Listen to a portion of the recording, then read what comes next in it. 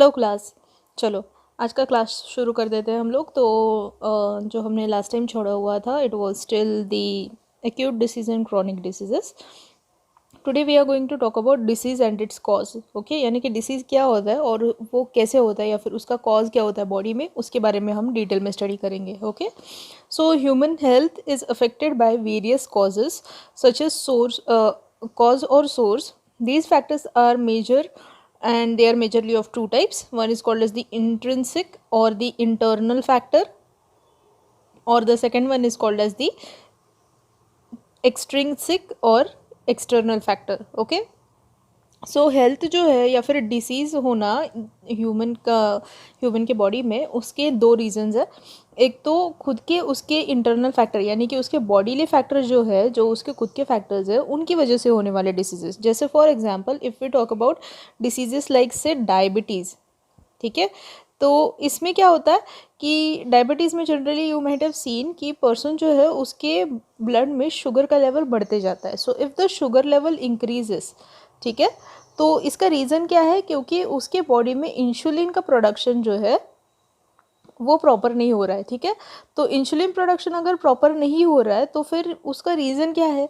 तो उसका रीज़न है कि उसके बॉडी के अंदर जो ऑर्गन है, जो ग्लैंड है पैंक्रियाज, ओके, तो पैंक्रियाज अपना इंसुलिन का सिक्रेशन प्रॉपरली नहीं कर रही है। तो उसकी वजह से क्या होगा? इंसुलिन प्रॉपरली नहीं आएगा। इंसुलिन प्रॉपरली नहीं आया है तो उसकी वजह से ऑब्वियस है कि उसको एक कंडीशन हो जाएगा जिसको हम बोलते हैं diabetes, that is rise in the sugar level, ठीक है। तो ये क्या हो गया? इनसाइड द बॉडी फैक्टर, यानी कि ये उसके खुद के बॉडी का फैक्टर है कि जिसकी वजह से उसको ये चीज़ हुई है।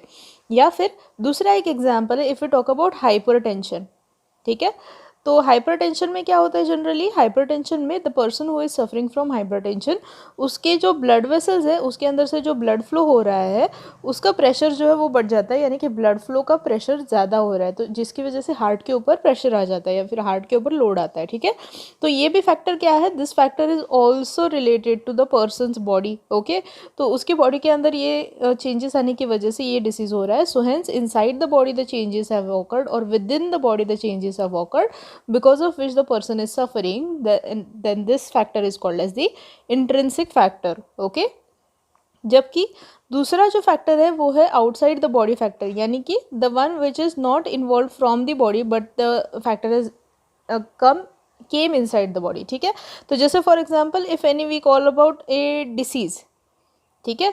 तो सपोज़ कोई भी डिसीज़ जो अगर हमें होता है तो जिसमें हम बात करते हैं जैसे फॉर एग्जांपल इन्फेक्शियस डिसीज़ेज़ की, ठीक है। तो इन्फेक्शियस डिसीज़ेस में क्या होता है कि जनरली से एनी माइक्रो ऑर्गेनिज्म लाइक से बैक्टीरिया, ठीक है। तो बैक्टीरिया में हम एग्जांपल लेते हैं ऑफ से ट्यूबरकुलोसिस बैक्टीरिया। तो ये लोग क्या करते हैं? They enter into our body, because of which what happens, they start infecting our lungs and then once the lungs get affected, तो उसकी वजह से होने वाला जो ये है डिसीज़ है, ठीक है, तो उसको हम बोलते हैं एक्सट्रिंसिक फैक्टर या फिर external factor through which the disease is been caused, okay। so this is how the diseases are been divided into our body majorly, यानी cause को हम divide कर सकते हैं, disease का cause का हम divide कर सकते हैं into two major types, that is intrinsic और extrinsic diseases, okay। then उसके बाद आता है टाइप्स ऑफ डिसीजेस, यानी कि कौन से डिसीजेस हमें होते हैं बॉडी को, ठीक है। तो उसमें आता है सबसे पहला है congenital diseases, okay. Congenital disease यानी कंजेनाइटल का मतलब होता है बाय बर्थ, ओके, या फिर फ्रॉम बर्थ, ठीक है। तो राइट फ्रॉम द बर्थ जो डिसीज़ हमारे बॉडी में आ रहा है उसको हम बोल सकते हैं कंजेनाइटल डिसीजेस। तो कंजेनाइटल डिसीजेस जैसे कि फॉर एग्जांपल से कुछ बार डायबिटीज़ जो है वो काफ़ी बचपन से ही बच्चों में होता है, ठीक है। तो ये एक जेनेटिक डिसऑर्डर हो सकता है, तो उसकी वजह से वो उसके बॉडी में आ गया। या फिर there is another example of sickle cell anaemia, ठीक है। तो सिकल सेल एनीमिया जो डिसीज़ है वो जेनेटिक डिसीज़ है या फिर जेनेटिक डिसऑर्डर है। या फिर जाके हो गया कलर ब्लाइंडनेस, ठीक है। तो ये सारे डिसीजेस जो है बाय बर्थ आती है, यानी ये जेनेटिक डिसऑर्डर्स है, उसकी वजह से right from the birth of the child ये उसके बॉडी में प्रेजेंट होती है। तो ये सारे डिसीजेस को हम बोलते हैं congenital diseases. So congenital diseases are diseases present into body right from the birth, okay. दूसरा जो डिसीज है जिसको हम बोलते हैं एक्वायर्ड डिसीज, उसके नाम पर से ही पता चल रहा है, एक्वायर्ड यानी ड्यूरिंग लाइफ टाइम, जब भी द पर्सन के लाइफ टाइम में ये डिसीज़ उसको कभी भी हो सकता है, ठीक है। और उसके थ्रू ये जब मतलब उसको इन्फेक्शन हो जाता है या फिर उसके बॉडी में वो डेवलप हो जाता है, इंट्रिंसिक फैक्टर बाद में जाके डेवलप हो जाते हैं, इनको सबको हम बोलते हैं कि एक्वायर्ड डिसीज़, यानी कि वो उसको हो गया, बाद में जाके हुआ है, इसीलिए उसको हम बोलते हैं एक्वायर्ड डिसऑर्डर या फिर एक्वायर्ड डिसीजेस। सो एक्वायर्ड डिसीजेस, जैसे मैंने पहले भी बोला कि it could be intrinsic also and extrinsic also, तो इनके हिसाब से दो टाइप्स। अगर वो एक्सट्रिंसिक है, ठीक है, तो एक्सट्रिंसिक फैक्टर की वजह से होने वाला डिसीज़ अगर होगा तो उसमें आ सकता है जैसे फॉर एग्जांपल कम्युनिकेबल डिसीजेस और कंटेजियस डिसीजेस। ओके, ये इनको हम शॉर्ट में इन्फेक्शियस डिसीजेस भी बोलते हैं। तो जैसे फॉर एग्जांपल से एनी माइक्रो ऑर्गेनिज्म की वजह से होने वाले डिसीजेस जैसे बैक्टीरिया, फंगस या फिर वायरस, प्रोटोजोआ एक्सेट्रा, या फिर वर्म्स लाइक हेलमिंथ्स। ओके, तो हेलमिंथिक डिसीजेस हो गए, यानी कि जैसे फॉर एग्जांपल इसमें आता है फाइलेरिया, ठीक है, या फिर प्रोटोजोअल डिसीजेस में आता है मलेरिया। ओके, और से फंगल डिसीजेस में आता है रिंगवर्म। ओके, और इवन से वायरल डिसीजेस में जैसे अभी फ़िलहाल तो शुरू है, so we will take that example itself, that is COVID. Okay, कोविड-19। और बैक्टीरियल डिसीजेस में टीबी हो गया या फिर कॉलेरा हो गई, ये सारे डिसीजेस जो है these diseases are called as the infectious disease और कंटेजियस डिसीजेस, और इनको हम कम्युनिकेबल डिसीजेस में भी डाल सकते हैं, ठीक है। यानी कि थ्रू कम्युनिकेशन या फिर जाके कंटेमिनेशन की वजह से या फिर जाके infection from one person to another, इनके थ्रू जो डिसीजेस स्प्रेड होती है उनको हम बोलते हैं communicable diseases. Okay, then next one is non communicable disease, the disease which is spread without contact और द पर्सन स्पेसिफिक डिसीजेस। जैसे for example these are intrinsic factor related diseases, ठीक है। तो इंट्रेंसिक फैक्टर रिलेटेड डिसीजेस में आते हैं अपने जैसे कि डिजेनरेटिव डिसीजेस में जैसे मैंने पहले भी बताया, ओके, अभी एग्जांपल में कि अगर उसके pancreas properly secretion of insulin नहीं कर रहे तो उसको डायबिटीज़ हो सकता है, या फिर उसके हार्ट के ऊपर प्रेशर आ रहा है बिकॉज ऑफ हाइपरटेंशन, देन उसको हार्ट अटैक हो सकता है। तो ये हो गया उसके डिजेनरेशन की वजह से, यानी कि उसके पैंक्रियास के सेल्स प्रॉपरली फंक्शन नहीं कर रहे, उनका डिजेनरेशन स्टार्ट हो गया, तो इंसुलिन सिक्रीशन नहीं होगा, which will lead to diabetes. Okay, so hence this disease is called as degenerative disease. Deficiency disease is the disease which is been generated into body because of deficiency of some or the other nutrient which is essential for our body. जैसे for example अगर iodine का हमारे food में intake कम होता है तो goitre हो सकता है, या फिर जैसे फॉर एग्जांपल अगर विटामिन ए का अगर प्रॉपरली ये नहीं होगा, बॉडी में इंटेक नहीं होगा, तो उसको कलर नाइट ब्लाइंडनेस हो सकता है, ठीक है। तो ये सारे डिसीजेस जो है दीज आर से डिफिशियंसी डिसीजेस। ओके, फिर जाके दूसरा आता है जैसे एलर्जीज में आती है हे फीवर।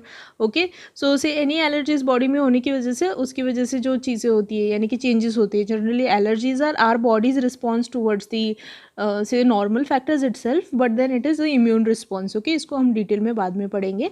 तो उसकी वजह से होने वाला डिसीज़, या फिर जाके कैंसर, तो एक बॉडीली डिसऑर्डर ही है कैंसर भी। तो कैंसर जब भी होता है that is our own body cell, it undergoes multiple cell division, जिसकी डेथ नहीं होती है, जो अपना G0 फेज डिलीट कर देता है सेल, है ना, तो उसकी वजह से होने वाला ये डिसीज़ है दैट इज़ कैंसर। या फिर इंजुरी, नॉर्मल है इंजुरी तो नॉर्मल हो गया है ना, कि अगर कुछ इंजुरी हो गई, चोट लग गई, ओके, तो उसकी वजह से होने वाला डिसऑर्डर दैट इज़ से नॉन कम्युनिकेबल और नॉन इन्फेक्शियस डिसीजेस, ठीक है। तो ये हो गए नॉर्मल टाइप्स ऑफ डिसीजेस। आपको ये चार्ट आपके बुक में बनाना है होमवर्क के लिए। ओके, तो इसके थ्रू हमें पता चलता है कि डिसीजेस के टाइप्स क्या है, या फिर कॉजेज़ के हिसाब से इनके डिसीजेस के किस तरह से डिसीजेस हमारे बॉडी में हो सकते हैं। Okay, then let us talk about this table which explains us about classification of some common diseases of human. तो इसमें आपको टाइप्स ऑफ डिसीजेस बताए गए और उनके कुछ एग्जाम्पल्स है और उनके कॉजेज़ के बारे में बताया गया है, ठीक है। जैसे for example first one is the physical disease.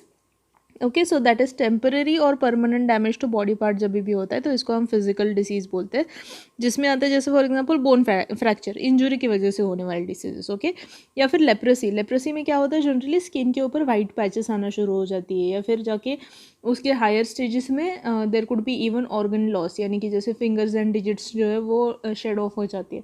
तो ये सारे जो है उसमें क्या हो रहा है, बॉडी को फिजिकली डैमेज हो रहा है डिसीज़ में। Okay, so these are called as the physical diseases. दूसरा type of diseases called as the infectious diseases. So infectious diseases में invasion of the body by other organism, that is microorganisms like viruses, bacteria, fungi, protozoa या फिर nematodes यानी कि worms हो गए या फिर insects हो गए, इनकी वजह से होने वाला अटैक जो है इनको हम बोलते हैं दी इन्फेक्शियस डिसीजेस. तो इन्फेक्शियस डिसीजेस में आते हैं जैसे फॉर एग्जांपल टाइफॉइड, डायरिया या फिर मलेरिया, हेपेटाइटिस, रेबीज़, एड्स, ये सारे वायरल डिसीजेस हो गए. टीबी हो गया, TB is a bacterial infection. Polio again a viral infection. Influenza, cholera, इनके बारे में हमने क्लास 8 में भी माइक्रो ऑर्गेनिज्म चैप्टर में पढ़ा हुआ है ना, कि ये लोग क्या करते हैं, these invade our body and then they start multiplying and proliferating, because of which our body suffers from some or the other say loss, due to which जिसको हम बोलते हैं जनरली डिसीज कंडीशन या फिर इन्फेक्शन कंडीशन. ओके, तो ये हो गए अपने नॉर्मल वाले डिसीजेस. फिर जाके यानी कि इन्फेक्शियस डिसीजेस.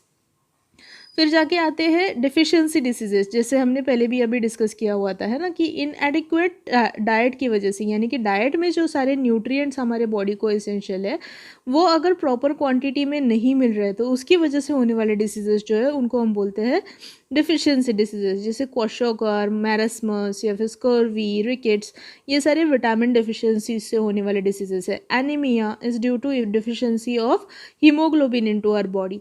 या फिर जाके गोइटर, आयोडीन की डिफिशियंसी से. ज़ीरोफ्थेल्मिया, ये भी बेरी, ये भी विटामिन डिफिशियंसी से होने वाले डिसीजेस है. ठीक है, सो न्यूट्रिएंट्स की डिफिशियंसी जैसे ही बॉडी में होती है तो उनकी वजह से ये सारे डिसीजेस हमारे बॉडी में बढ़ना शुरू हो जाते हैं. ओके, ऑल्सो इनहेरिटेड डिसीजेस, यानी कि इनको हम दूसरे वर्ड्स में बोल सकते हैं the genetic disorders.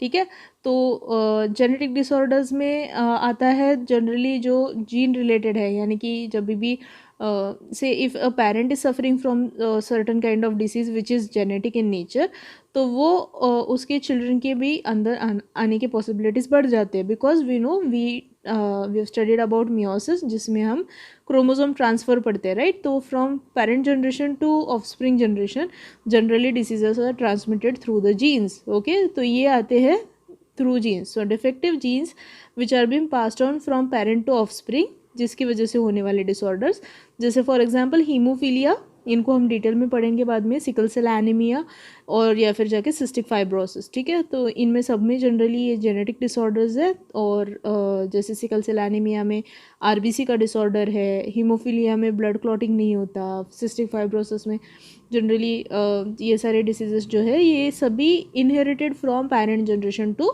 Offspring generation होते हैं. ठीक है, ऑल्सो डिजनरेटिव डिसीजेस, यानी कि टिश्यूज़ ओल्ड होने की वजह से या फिर वीक होने की वजह से, वेयर एंड टेयर की वजह से ये डिसीजेस जनरली बॉडी में आना शुरू हो जाती है.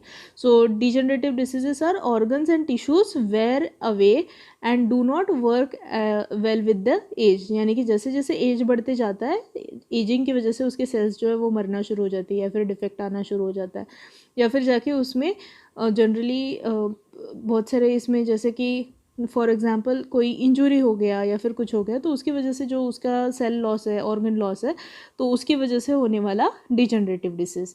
तो डिजनरेटिव डिसीजेस में आते हैं अर्थराइटिस. अर्थराइटिस मैंने आपको इसके बारे में बताया था कि जनरली बोन रिजॉर्प्शन, अगर आपको याद होगा, सो बोन के टाइम में, टिश्यू के टाइम में मैंने बताया था ऑस्टियोब्लास्ट सेल और ऑस्टियोक्लास्ट सेल, है ना. तो ऑस्टियोक्लास्टिक सेल्स क्या करते हैं, they remove the calcium from the bone and put it inside the blood. तो उसकी वजह से होने वाला degeneration of the bone is called as arthritis. ठीक है, या फिर पुअर आईसाइट, ये नॉर्मल है, जैसे जैसे एज बढ़ जाता है वैसे वैसे आईबॉल का जनरली इधर इट गेट स्क्वीज्ड और एलोंगेटेड, तो उसकी वजह से पुअर आईसाइट आना शुरू हो जाता है. या फिर इवन से एज के साथ जैसे जैसे लेंस के ऊपर प्रोटीन जमा हो जाती है तो उसकी वजह से कैटरैक्ट होना शुरू हो जाता है. तो कैटरैक्ट की वजह से भी पुअर आईसाइट होना शुरू हो जाती है.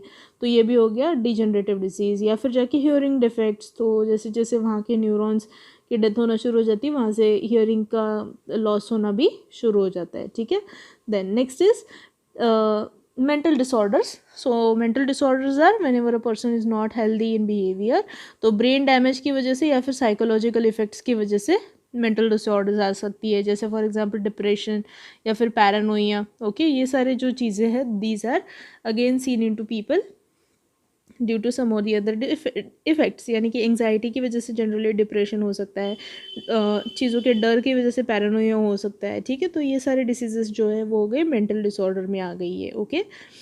फिर आता है next one, that is social. तो सोशल डिसीजेस क्या हो सकती है, social interaction with family and friends अगर किसी का है वो प्रॉपर नहीं है तो that could be obviously a disorder, ठीक है।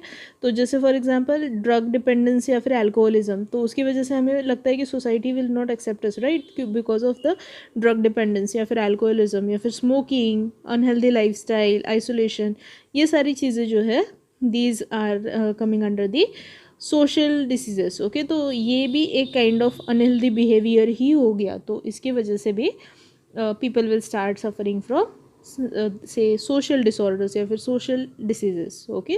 So these are the types of diseases which are essential for you all। generally इसमें से हम लोग concentrate करते हैं on majorly this part, ठीक है, डिजनरेटिव एंड ऑल। इनके हम एग्जाम्पल्स के साथ इसको हम डिटेल में और पढ़ेंगे। बाकी जो है वो सारी चीज़ें these are also important because yes say issues like depression and social anxiety, ये सारी चीज़ें भी काफ़ी बढ़ रही है सोसाइटी में, so we need to fight with them also, okay. So hence these are also diseases which are essential to be studied। Now the next part is means of spread, यानी कि डिसीजेस अगर वो spread होती है through infections तो इनका spread कैसे होता है इसके बारे में भी हमें स्टडी करना ज़रूरी है। तो उस हिसाब से हम डिसीजेस को भी क्लासीफाई करते हैं, ठीक है। तो they could be airborne, waterborne, और दे कुड बी से vector borne diseases, they could be through communicable diseases. तो ये सारी चीज़ों को स्टडी करना भी ज़रूरी है। So means of spread, okay. तो means of spread of disease caused by microorganisms can spread through the air or through any means, okay। So there are many different means, not only air। So this occurs through little droplets which are thrown out by an infected person who coughs or sneezes, okay। तो आपने अभी ये बहुत ज़्यादा इतने में सुना हुआ है during the Covid season, right. तो आपने ड्रॉपलेट इन्फेक्शन या फिर जाके मास्क पहनना क्यों ज़रूरी है, ये सब चीज़ें अभी इतने में बहुत अच्छे से सुनी और पढ़ी है, और न्यूज़ में सुनी होगी, पेपर में पढ़ा होगा, या फिर आपने इसके बारे में बहुत सारा already you have gained the knowledge about this, right. So hence that is through air, that is droplet infection. या फिर जाके it can spread through water which could be through contaminated water, or say water which is not coming from filtered source, or say water which is coming from contaminated by sewers, या फिर ऐसे सब चीज़ों से contaminated जो water है उनके through भी infection spread हो सकती है। और infectious agent might get mixed with the drinking water, and some diseases can be spread through sexual contact, blood transfusion, or through human contacts, okay। or there could be animal carriers also for different kinds of infectious diseases, जैसे for example हो गया rabies, ठीक है। तो इसमें generally animal के through ये generally disease जो है वो स्प्रेड होता है, ओके। तो ये सब डिसीजेस जो है that is mode of spread, यानी कि कैसे ये डिसीजेस स्प्रेड होती है। तो there are many different diseases which we are going to study in detail. तो उसमें हम एक एक mode and mean of transfer जो है उसको और डिटेल में पढ़ेंगे, okay. Then next is organ specific and tissue specific manifestation, यानी कि according to the organ which is affected, या फिर कौन से टिश्यू को ये स्पेसिफिकली इन्फेक्शन कर रहा है, तो उसकी वजह से होने वाले जो मोड्स है that is coming under organ specificity या फिर टिश्यू स्पेसिफिसिटी। सो जैसे for example different species of micro organisms they enter through various parts and points of the body, and there are many possible places or organs or tissues where they could go, okay. So जैसे for example specifically अगर इसको हम और अच्छे से समझने की कोशिश करें, तो जैसे फॉर एग्जांपल एयरबॉर्न डिसीज़ है, तो ऑब्वियस है कि वो सबसे पहले इन्फेक्शन करेगा इनटू नेज़ल चैम्बर या फिर जाके फेरिंग्स या फिर लंग्स, ओके। तो ये स्पेसिफिकली रेस्पिरेटरी ट्रैक्ट रिलेटेड हो गया।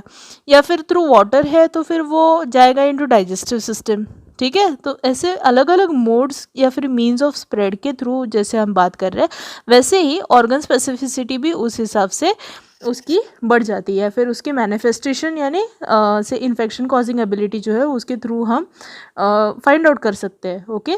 सो जैसे यहाँ पे बताया गया है, if they enter from air via nose they are likely to go to the lungs. Okay, so lungs में इन्फेक्शन होगा. If they enter through mouth, they can stay in to the gut lining, यानी digestive system में infection हो सकता है. Malaria causing microbes enter through the mosquito bite and will go to the liver and then to the RBC. ठीक है, तो इसमें क्या हो रहा है देखो, अभी थ्रू ब्लड ये सबसे पहले ट्रांसफ़र हुआ क्योंकि वो मॉस्किटो बाइट से हमारे बॉडी में एंटर हुआ है.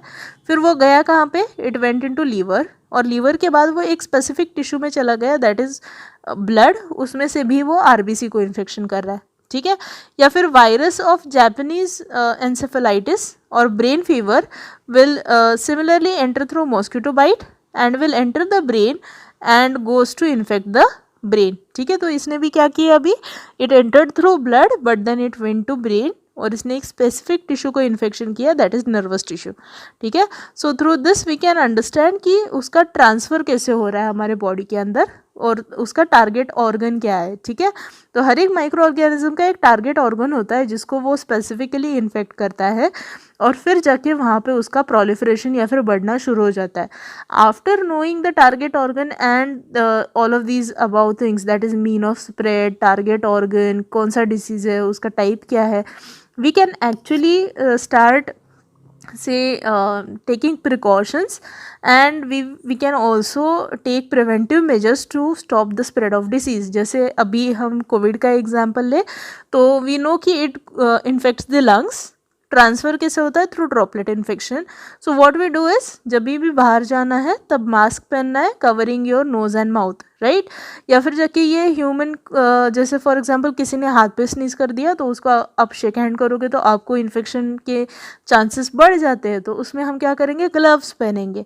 या फिर ड्रॉपलेट्स जो है वो उसका एक स्पेसिफिक स्पीड एंड वेलोसिटी है जिसकी वजह से it can very quickly cause infection that can spread to up to say 6 feet of distance. ठीक है, तो इसीलिए हमने क्या किया, इसमें सोशल डिस्टेंसिंग मेंटेन किया. तो सोशल डिस्टेंसिंग में हम क्या करते हैं, we maintain a distance of 1 metre और 6 फीट डिस्टेंस बिटवीन से मोर देन 1 मीटर या फिर 1.5 मीटर का एक डिस्टेंस हम मेंटेन कर सकते हैं, या फिर 6 फीट और से प्रॉपर डिस्टेंस हम मेंटेन कर सकते हैं, जिसके थ्रू ये ड्रॉपलेट्स जो है वो काफ़ी लंबे तक ट्रैवल होके एक पर्सन से दूसरे पर्सन को इन्फेक्शन करने ना चले जाए. ठीक है, सो इन सब की वजह से, यानी कि ऑर्गन स्पेसिफिसिटी देख के या फिर मीन ऑफ स्प्रेड देख के, माइक्रो ऑर्गेनिज्म कौन सा है देख के, टारगेट ऑर्गन कौन सा है देख के, ये सब चीज़ों को स्टडी करके we can find out what can be से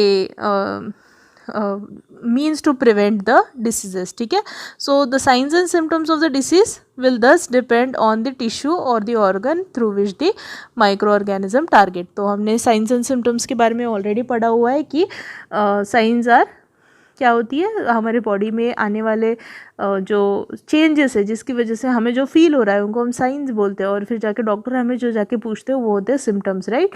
तो इनको सबको स्टडी करके we can actually manifest a disease, और फिर जाके उसके ऊपर हम क्या कर सकते हैं, ये सब चीज़ें हमें या फिर उसके प्रिवेंटिव मेजर्स क्या कर ले सकते हैं, ये सब चीज़ें स्टडी करने में हमें हेल्प हो जाती है. ठीक है, so this is how diseases are been selected, या फिर not selected, diseases are been studied. Okay, और फिर जाके फिर हम क्या कर सकते हैं, we can take preventive measures, यानी कि we can take measures to stop the disease from spreading, और वी कैन टेक ट्रीटमेंट, यानी कि जैसे फॉर एग्जांपल अगर लंग्स में इन्फेक्शन हो गया है तो हम लंग्स के रिलेटेड जो सारे दवाइयाँ हैं उनको स्टार्ट करेंगे, और अगर डाइजेस्टिव ट्रैक्ट के रिलेटेड तो उस हिसाब से हम उसको स्टार्ट करेंगे.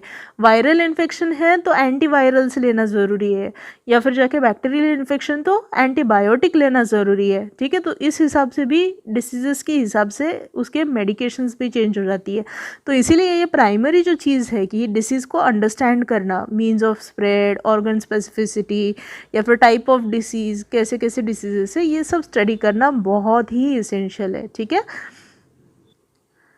Okay, so we will stop here for today. Principle of treatment and prevention जो के बारे में हम नेक्स्ट टाइम करेंगे पढ़ाई, as we are already 25 minutes होते ही आ रहे हैं. So for today you will complete this, and I will take a Zoom class next time. I think it is on Wednesday, है ना। तो वेनसडे को हम जूम क्लास लेंगे। जो अभी तक हमने पढ़ा है उसके ऊपर जो भी सारे डाउट्स होंगे आप उसको मार्क कर लो। जो होमवर्क होगा उसको कंप्लीट कर लो। जिन्होंने होमवर्क अभी तक सबमिट नहीं किया है उनके लिए वार्निंग है, वेनसडे को मैं सबके नोटबुक्स देखूंगी।